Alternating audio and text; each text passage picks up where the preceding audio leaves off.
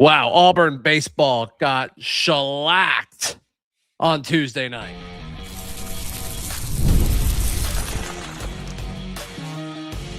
You are Locked On Auburn, your daily podcast on the Auburn Tigers. Part of the Locked On Podcast Network, your team every day.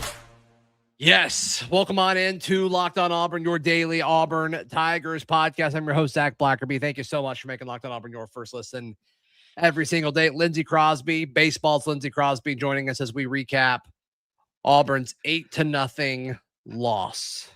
Yeah, and you know what's funny is they just ruled that final ground ball was he was safe.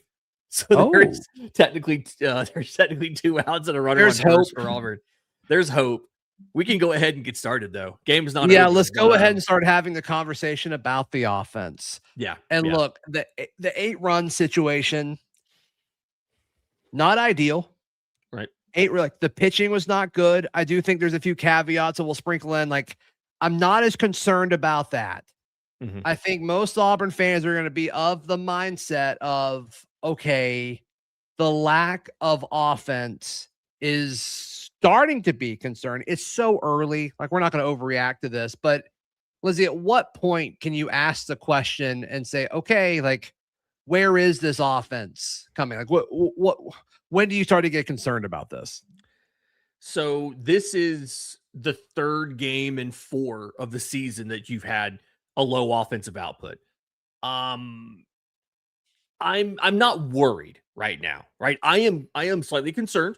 We were all kind of told that this was going to be the strength of our team. Right. And instead the pitching's been much better than we expected. Tonight they did give up a lot of contact.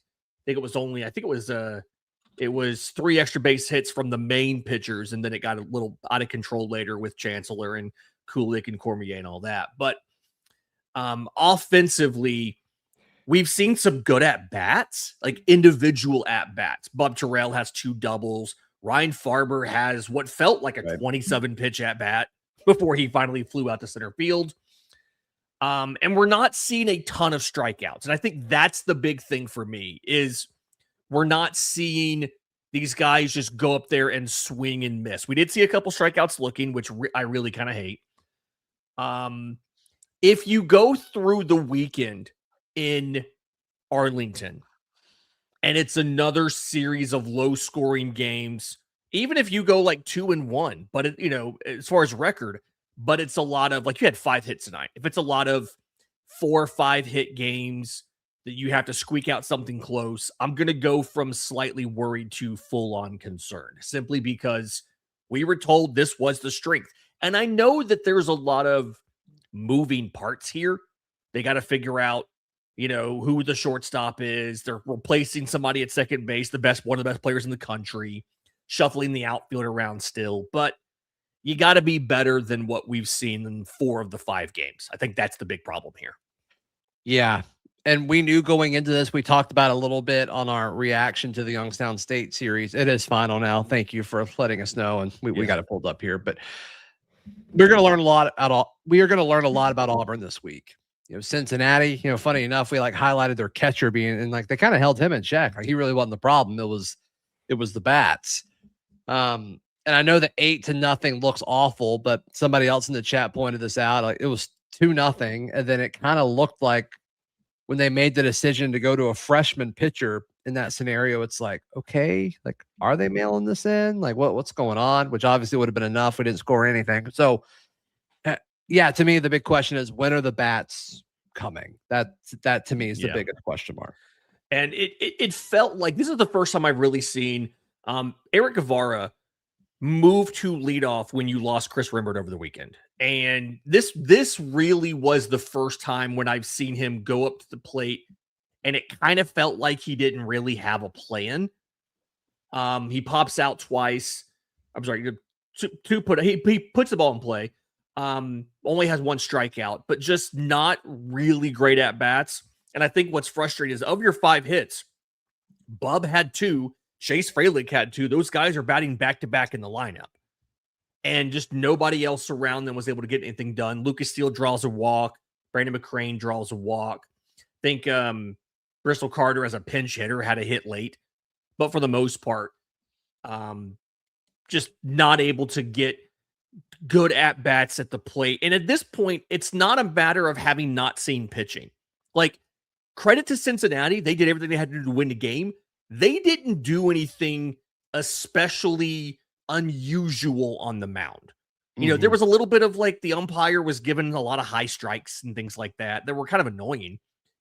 But Cincinnati didn't do anything where, like, as a baseball guy, I sat back and went like, "Holy cow!" Like they're just dominating here. They do.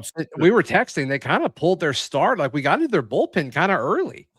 Yeah, this was so the guy starting the night is one of their go-to weekend guys, and they pulled him out kind of early. I think he went 3 innings. Because ostensibly, he went 2 innings because he's going to come back this weekend. Like, they're going to use him against Oregon this weekend. This was just, in essence, an extended bullpen for him. He threw like 47 pitches. Auburn made him work. You know, he strikes out 4. He gets a walk and a hit. You know, he ends up facing 10 batters across 2 innings, but Auburn just can't do anything with it. And each one of their pitchers gave up exactly 1 hit, and that's it. Auburn draws 2 walks in the game. I feel like after the game, that's going to be Butch's takeaway is like, we just weren't competitive enough at the plate. Yeah. And a lot of it was swinging at pitches out of the zone and then taking called strikes. And that's just not really the combination that you want. So my final takeaway for this before we kind of look and say, okay, how does this impact this weekend is, 8-0 looks terrible. Not concerned about the pitching. They got the strikeouts, all of that. It's all right. When are the bats coming? And there's plenty of time for them to come on, but at some point, like I would like to see them. I would like to see them soon. And obviously this team would as well. Yeah. Now, as far as the pitching's concerned, we probably should discuss that a little bit. And if we have to wait for after the break to do that, I do think you want to discuss pitching. Is that what you said? A little bit, like just kind of. Let's do it after the break. Do you mind? Okay, Let's do it after the break, and then we'll talk about pitching tonight as well as what to expect in Arlington this weekend. Right here on Locked On Auburn.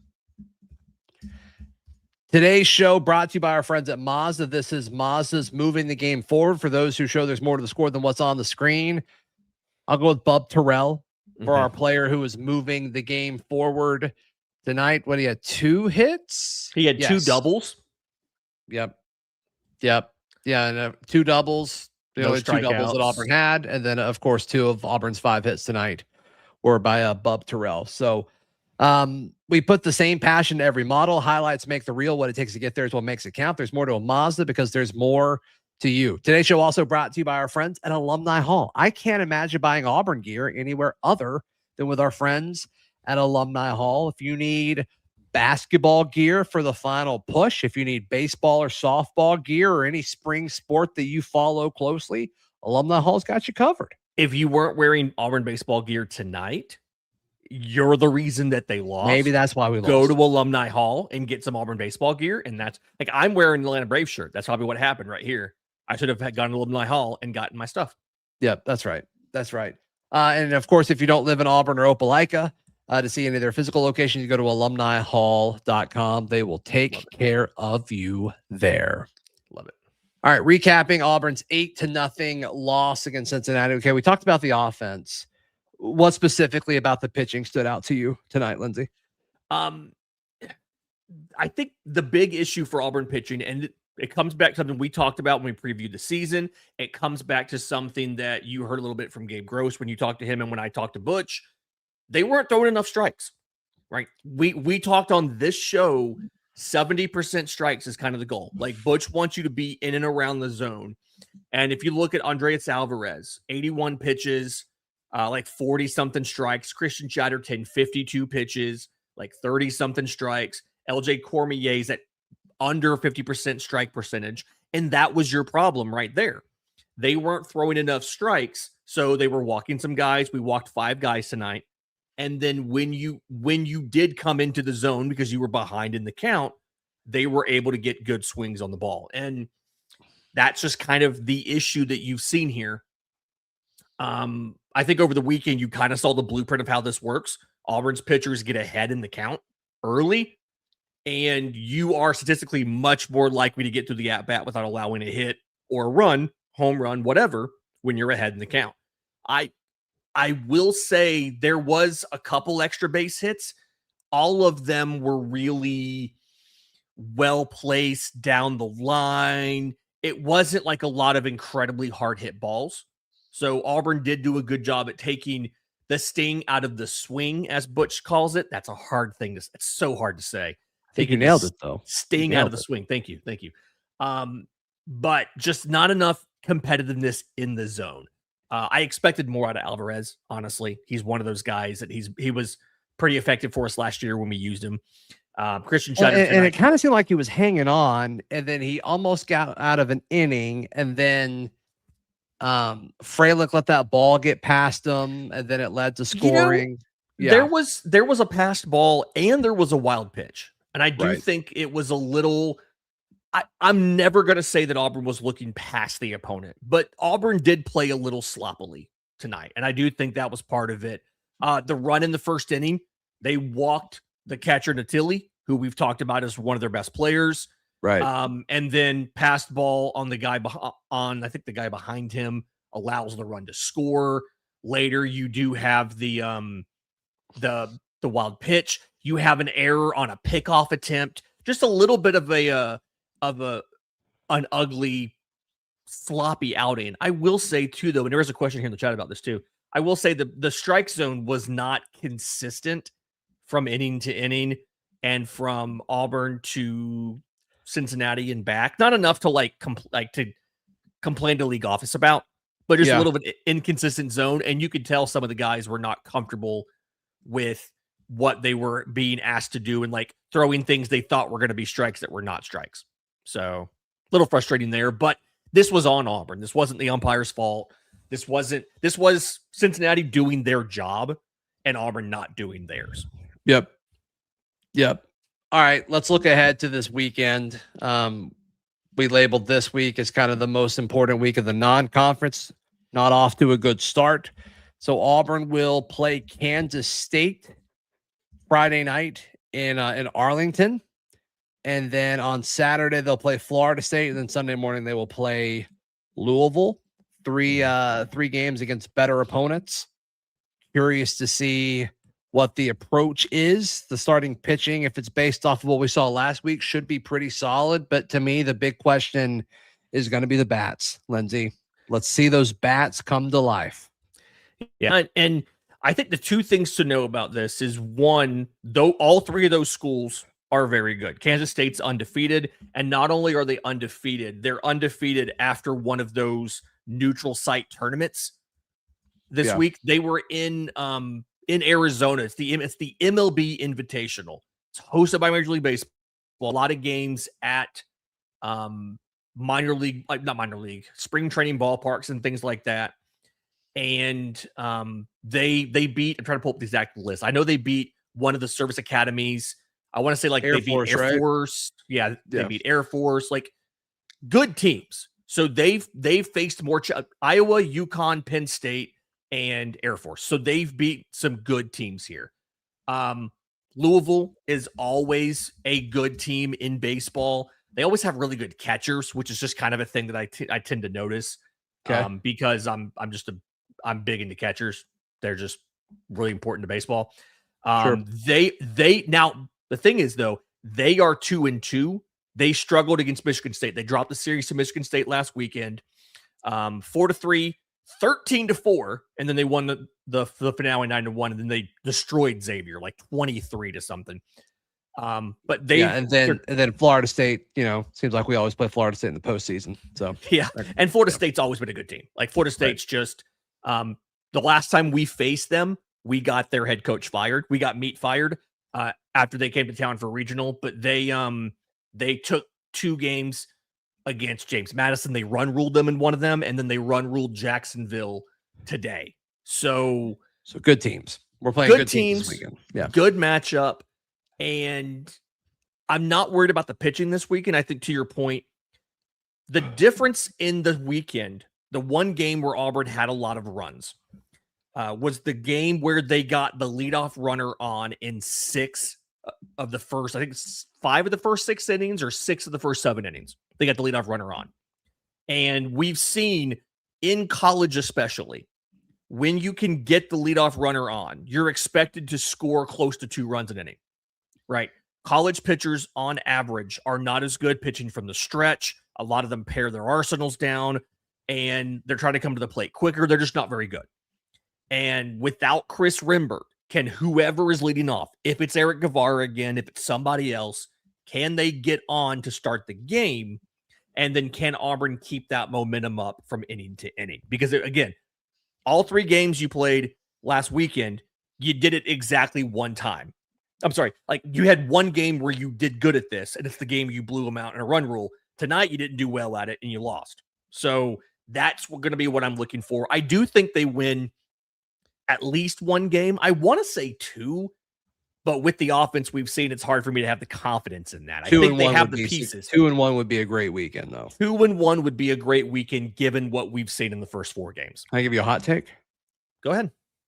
3-0. We sweep. Okay. That's my prediction. That is your prediction as we sweep in Arlington. I love the bats confidence. come to life. The pitching picks up where it left off from this past weekend. And we say, okay, good. Yeah. Cincinnati was a wake-up call. There you go. Let's focus on Auburn baseball. Let's ride. As you were the guy that hired the Locked On Kansas State host, I really hope that if Auburn wins like at least 1 game, that's the one that we win. I don't want you to get a lot of crap from Christian there. If Kansas State beats Auburn, I hired our Florida State host too. Okay, well there you go. I don't know him though. I can't make the joke. But yeah, it would. Yes, you do. You do know him. I do. You're right. I do. You're right. You do know him. Yeah, 2-1. I think 2-1 is probably what I'm going to go with.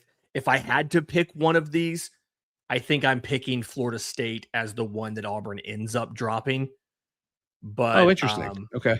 Yeah, simply just, I mean, Florida State's pitching, I feel like is the best of the 3. And if your weak spot right now is offense, the team with the best pitching is not the team you want to face. I feel like we always do well at these type of events. We usually do. Auburn does well whether they go to Jacksonville, whether they go to Arlington. They do well at these in that ballpark. And I do think going to I talked to Sonny about this too, over on the Barn Baseball Show. Doing these events early in the season has a positive effect on the roster going forward. The guys bond a little bit. You know, it's the travel, it's away from the campus, all that kind of stuff. They bond a little bit. They do well after these trips. I feel like they do well on these trips. I just don't have the confidence to say 3-0, given what we've seen offensively. Reckless hope. 4 games. Reckless hope coming from this guy right here. I love the book. And listen, they have the tools, the physical tools to go. That's why they're ranked where they are. It's like the tools are there. They just gotta do it. Exactly. They'll drop a little bit next week. Even if they go 3-0, they'll probably drop a little bit. But again, who cares? As long as they're in the top 8 by the time the postseason rolls around, that's all we care about. Yeah. Yeah. Or top 16. I think D1 baseball had us at 9. So yeah, well, host you. The reason I say top 8 is so you're a national seed, and if you make the supers, you get to host that too. Right. You're guaranteed to host. No, I totally get it. That's the goal. I totally get it. That's my goal. Butch's goal is to go to Omaha and win some games. That's his goal. He said just postseason's not good enough. Supers is not good enough. Just making it to Omaha is not good enough. We need to be in the mix for a national championship. That's his goal. But he's getting after them boys right now, though. Look at what time it is. What time the game ended. There's some butt chewing going on right now. Yeah, no, he's got to do his post game presser and all that. But at some point, I would not like to be on the other end of a conversation with Butch Thompson right now. Can I play the think?